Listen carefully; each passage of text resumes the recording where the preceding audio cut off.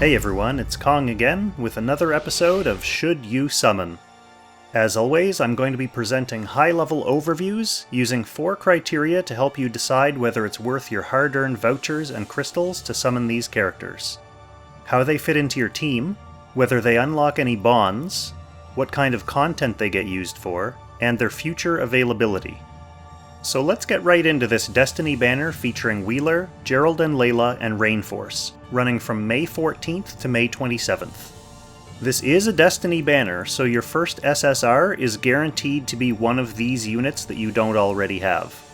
After you pull your first SSR, then this reverts to a normal raid-up banner and you can start getting off-focus characters. The first character we'll look at is Wiler. He's a heavily support-focused healer. His talent removes 2 buffs from affected allies and also grants healing before battle for a number of turns based on his star level. The downside is that it's triggered by his death. He's a member of Strategic Masters, buffed by Ultimuller and Lanford, and Yless Legends, buffed by Landius and Sigma. For bonds, he unlocks the defensive bond for the SR character Serena, so he's not locking out any SSR characters for you. For his own bonds, he needs Serena to unlock his defensive bond and Lanford to unlock his attack bond. As far as content is concerned, in PvE he's on faction for Sleipnir and Needhogg in Ancient Beckoning, but other characters tend to be more favored for the role that he would play in those fights. He's also on faction for Phoenix in Eternal Temple. He can work as a healing support unit for a pure strategic team in general purpose PvE, which makes sense since all of the Strategic Masters' healing options lean more towards well-rounded support and utility with a dash of healing. I'm thinking like Gerold and Layla, Imelda, and Olivier, characters like that. Now for PvP, he doesn't have any specific dedicated healing skills, like skills with the word heal in the name, but he gets a lot of incidental healing from his support skills.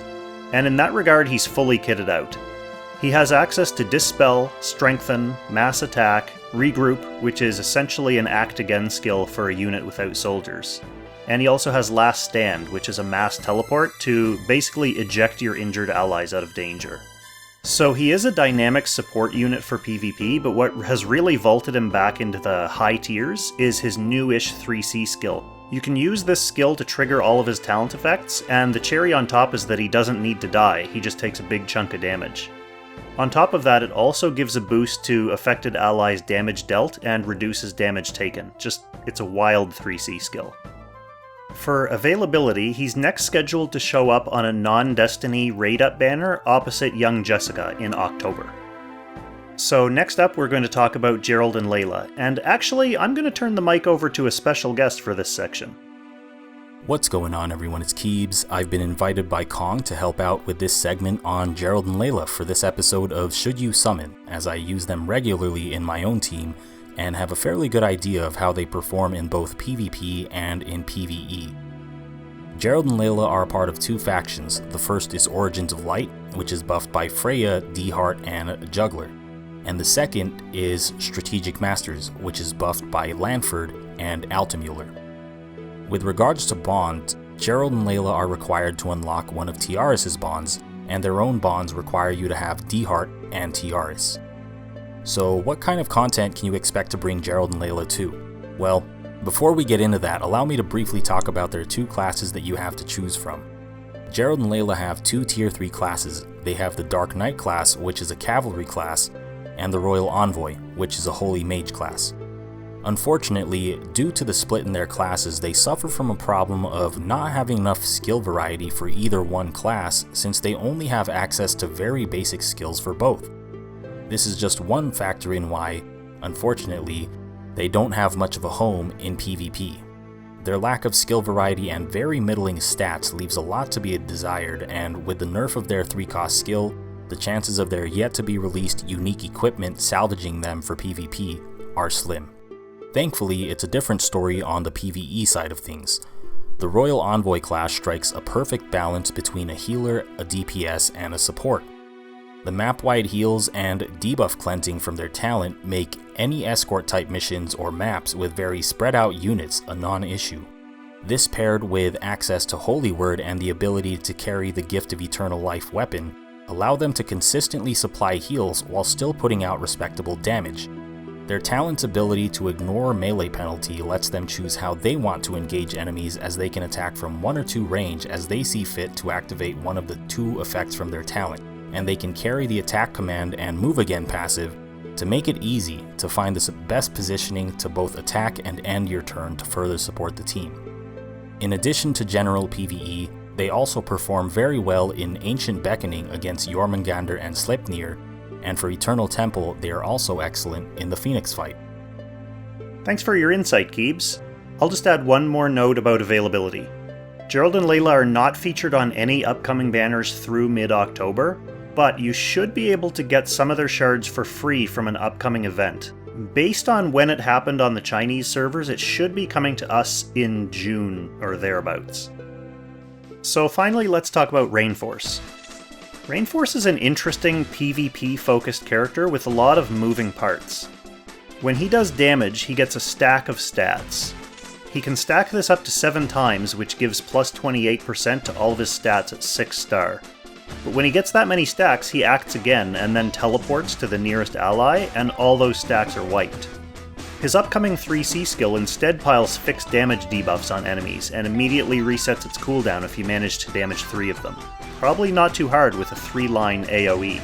Like Leonhardt, he wants a Demon Slayer so he can use his slate of relatively low cooldown AoEs to dispel buffs. On the other hand, he makes better use of the Balanced Blade than Leonhardt as well.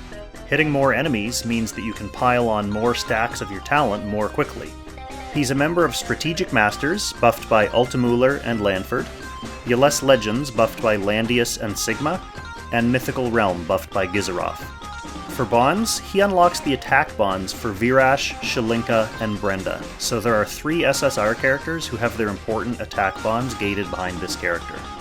For his own bonds, he needs Gizaroth for his defensive bonds, and Sigma for his attack bond. In PvE, he's on faction for Sleipnir, Nidhogg, and Fenrir in Ancient Beckoning, and Phoenix in Eternal Temple, but his highly specialized kit doesn't really do anything that makes him especially favored over other more commonly run units for those fights. His kit's definitely more set up for PvP, with some teleporting, acting again, and formation disruption built into his various skills and his talent. He can be especially useful in lower and mid-level PvP, where people are far less likely to know or understand what he does.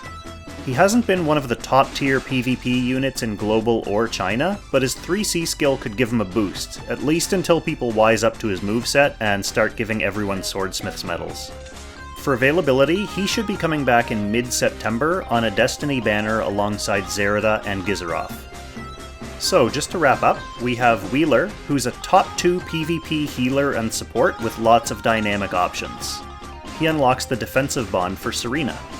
Then we have Gerold and Layla, who are an excellent overall PvE support unit. They unlock the defensive bond for Tieris, and you will potentially be able to get some free shards in an upcoming event. Then we have Rainforce, a PvP-focused character with lots of complex AoE moves. He unlocks attack bonds for Virash, Shalinka, and Brenda. And finally, just a note about upcoming banners. With the ever-present possibility of the devs mixing up the schedule to accommodate the ongoing Lodoss War event, it's hard to say for certain which banner will come next. The most likely option is the Raid Up banner featuring a couple of PvP favorites in Zerida and Claret.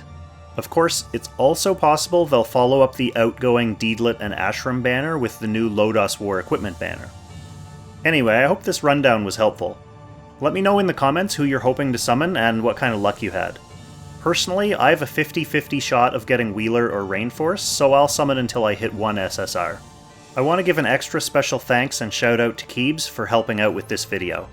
If you haven't already, head on over and subscribe to his channel for some more chill Langrisser content, including some actual skilled PvP content that poor old Kong can't hope to provide. Thanks again so much for watching, and I'll catch you in the next Should You Summon.